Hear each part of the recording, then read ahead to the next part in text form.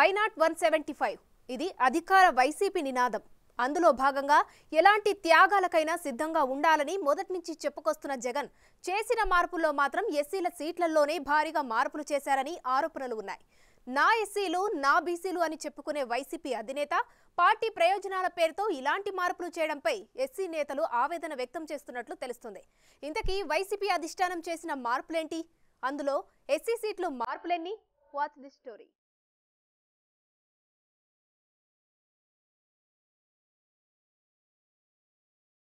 వచ్చే ఎన్నికల్లో why not 175 లక్ష్యంగా అడుగులు.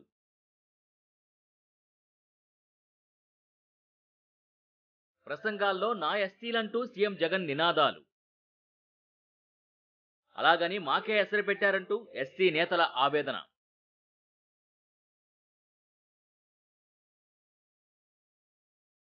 త్వరలో జరగనున్న ఎన్నికల కోసం వైఎస్ఆర్సీపీ కసరత్తు ముమ్మరం చేసింది. ఈ మేరకు ఇప్పటికే 50 మంది ఎమ్మెల్యే అభ్యర్థులు, 9 మంది ఎంపీ అభ్యర్థుల్ని ప్రకటించిన పార్టీ అధినేత జగన్ సుదీర్ఘ కసరత్తు తర్వాత మరికొన్ని స్థానాలకు ఇన్ఛార్జుల్ని మారుస్తూ నిర్ణయం తీసుకున్నారు. మొదటి జాబితాలో 11, రెండో జాబితాలో 27, మూడో జాబితాలో 21 స్థానాలు, నాలుగో జాబితాలో 9 మంది ఇన్ఛార్జులని వైసీపీ ప్రకటించింది. ఇక్కడి వరకు బాగానే ఉన్నా ఎక్కువ మార్పులు చేసింది తమ సామాజిక వర్గంలోనే అని, ఇతరుల విషయంలో జగన్ పెద్దగా మార్పులు చేయలేదని, వైసీపీ తమ వర్గంపైనే గురిపెట్టిందని ఎస్సీ నేతలు ఆవేదన చెందుతున్నారంటూ వార్తలు వినిపిస్తున్నాయి.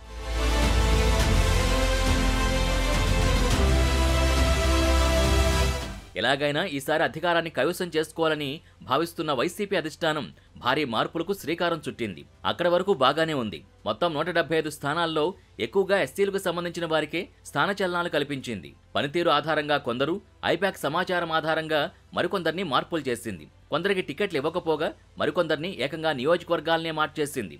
మొదటి లిస్టులో 2 ఎస్సీ మంత్రులు, ఓ ఎమ్మెల్యేకు స్థానచలనం చేశారు. గత ఎన్నికల్లో ప్రతిపాడు నుంచి ఎమ్మెల్యేగా గెలుపొందిన మేకతోటి సుచరితకు తాడికొండ నియోజకవర్గ బాధ్యతలు అప్పగించారు. సౌమ్యురాలుగా పేరున్న సుచరిత టీడీపీ, జనసేనపై అంతగా విమర్శలు చేసిన దాఖలాలు లేవు.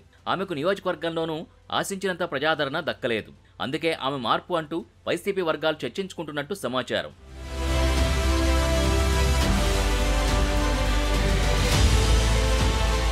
ఎర్రగొండపాలెం సిట్టింగ్ ఎమ్మెల్యేగా ఉన్న ఆదిమూలపు సురేష్ని కొండేపి నుంచి నిలబెట్టాలని నిర్ణయించారు. ఆ స్థానంలో తాటిపర్తి చంద్రశేఖర్కు అవకాశం కల్పించారు. 1-2 ఘటనలు మినహా ఆదిమూలపు సురేష్ కూడా అధిష్టానం మెప్పు పొందలేకపోయారు. ఆయన పని ఆయన చేసుకుంటూ వెళ్లిపోవడం తప్ప క్యాడర్కి అందుబాటులో ఉన్న పరిస్థితి లేదు. మరో మంత్రి మేరుగు నాగార్జునని సంతనూతలపాడు నుంచి పోటీ చేయాలని ఆదేశించారు. అసెంబ్లీలో టీడీపీపై ఘాటు విమర్శలు చేసే నాగార్జునకు సొంత నియోజకవర్గంలో వ్యతిరేకత పెరగడంతో సీటు మార్చేశారని చర్చ నడుస్తోంది.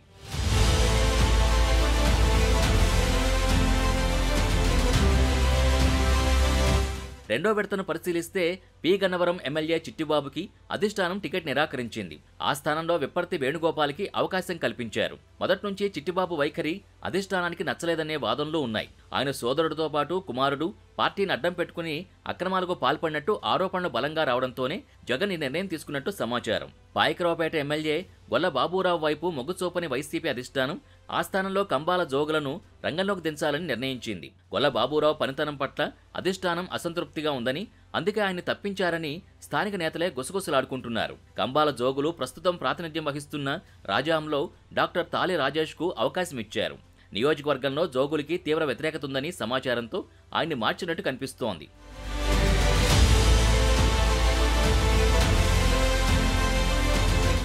మూడో లిస్టులోనూ చాలా మార్పులు చేశారు. చింతలపూడి నియోజకవర్గంలో సిట్టింగ్ ఎమ్మెల్యే ఎలీజాకు టికెట్ నిరాకరించిన అధిష్టానం ఆ స్థానంలో కంభం విజయరాజుకి అవకాశం ఇచ్చింది.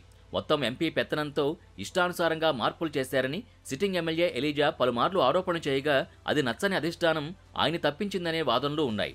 ఎంపీ కోటగిరి శ్రీధర్, ఎలీజా మధ్య ఉన్న విభేదాలు కూడా ఎలీజాను పక్కన పెట్టేందుకు దోహదం చేశాయని వైసీపీ వర్గాలే చెబుతున్నాయి. పోతలపట్టు నియోజకవర్గంలో సిట్టింగ్గా ఉన్న ఎంఎస్ బాబుకి మొండి చేయి చూపించిన జగన్ ఆ స్థానంలో మూతిరేవుల సునీల్ కుమార్కి అవకాశం ఇచ్చారు.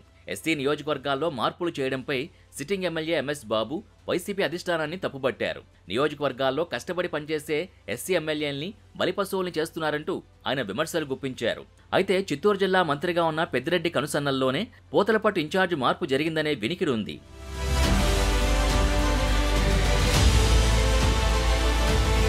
కోడుమూరు ఎమ్మెల్యేగా ఉన్న సుధాకర్కి టికెట్ ఇవ్వని వైసీపీ అధిష్టానం అక్కడి నుంచి డాక్టర్ సతీష్ను ఎంపిక చేసింది. పార్టీ చేయించిన సర్వేల్లో సుధాకర్కి సానుకూలత లేకపోవడం వల్లే ఆయన్ను పక్కన పెట్టారనే వార్తలు వినిపిస్తున్నాయి. గూడూరు ఎమ్మెల్యేగా ఉన్న వరప్రసాద్ స్థానంలో మేరిగ మురళిని పోటీ చేయిస్తోంది.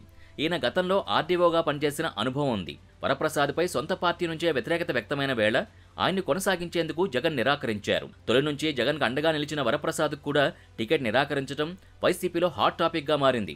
దాంతోపాటు వరప్రసాద్ జనసేన వైపు చూస్తున్నారనే టాక్ నేపథ్యంలో ఈ నిర్ణయం తీసుకున్నారని కొందరు నేతలు చర్చించుకుంటున్నారు. సత్యవేడు ఎమ్మెల్యే ఆదిమూలంకు ఈసారి నిరాశ ఎదురైంది. ఆయనకు మరోసారి టికెట్ ఇచ్చేందుకు అధిష్టానం ఆసక్తి చూపలేదు.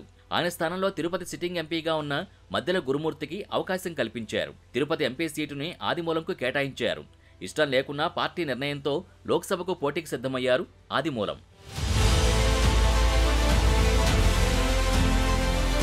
4వ విడత జాబితాలోనూ పలు మార్పులు చేసిన వైసీపీ అక్కడ కూడా ఎస్సీ నేతలకే స్థానచలనం కల్పించింది.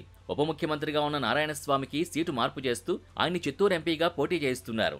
ప్రస్తుతం ఎంపీగా ఉన్న రెడ్డెప్పను జీడీ నెల్లూరు ఇన్ఛార్జిగా నియమించారు.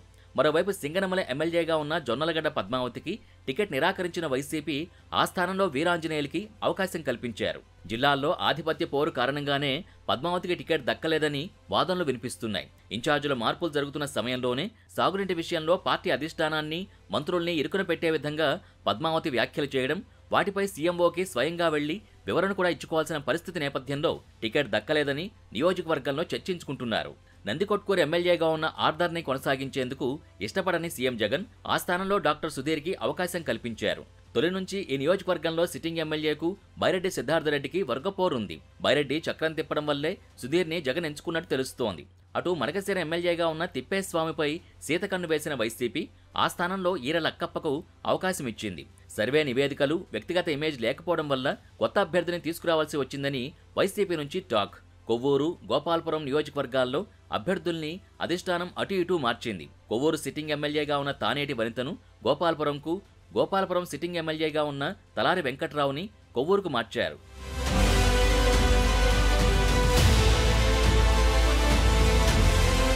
నాలుగు విడతలుగా అభ్యర్థుల్ని ఖరారు చేసిన జగన్ తొలి జాబితాలో 5 స్థానాలు అంటే ఒంగోలులో 2, గుంటూరులో 3 మార్పు చేశారు. రెండో లిస్టులో 4 మార్పులు జరగ్గా శ్రీకాకుళం, విశాఖ, తూర్పుగోదావరి, ఒంగోలులో ఒక్కో మార్పు జరిగింది. మూడో విడతలో భాగంగా పశ్చిమ గోదావరి జిల్లా, నెల్లూరు, కర్నూలులో ఒక్కో మార్పు చేసిన జగన్ చిత్తూరులో మాత్రం ఇద్దరికి స్థానచలనం కల్పించారు. ఏపీలో మొత్తం 29 ఎస్సీ నియోజకవర్గాల్లో 21 మందిని మార్చిన వైసీపీ 4 ఎంపీ నియోజకవర్గాల్లో ఒకరికి స్థానచలనం కల్పించింది. అమలాపురం, రాజోలు, నందిగామ, బద్వేలు, పార్వతీపురం, పామర్రు, సూళ్లూరుపేట, రైల్వే కోడూరు నియోజకవర్గాల్లో ఇంకా మార్పులు జరగలేదు. నిజానికి ఆయా ఎమ్మెల్యేలు కూడా ఈ మార్పుల్ని ఊహించి ఉండరు. ప్రభుత్వంపై వస్తున్న వ్యతిరేకతను తగ్గించడం సహా ఎమ్మెల్యే పనితీరు ఆధారంగా ఈసారి భారీ మార్పులకి వైసీపీ సిద్ధమైంది. కేవలం గెలుపు గుర్రాలకే అవకాశం కల్పించాలని, అందుకోసం ఎంతటి రిస్క్ అయినా చేసేందుకు సై అన్నట్టుగా జగన్ పావులు కదుపుతున్నారు. విజయమే లక్ష్యంగా వైసీపీ అధినాయకత్వం చేసిన మార్పుల్ని కొందరు నేతలు అర్థం చేసుకుంటే మరికొందరు మాత్రం జీర్ణించుకోలేకపోతున్నారు. ఇప్పటికే కొందరు నేతలు టీడీపీ గూటికి కూడా చేరారు. జగన్ వ్యూహాలు తెలియక కొందరు నేతలు బిక్కమొహాలు వేసుకున్నారు.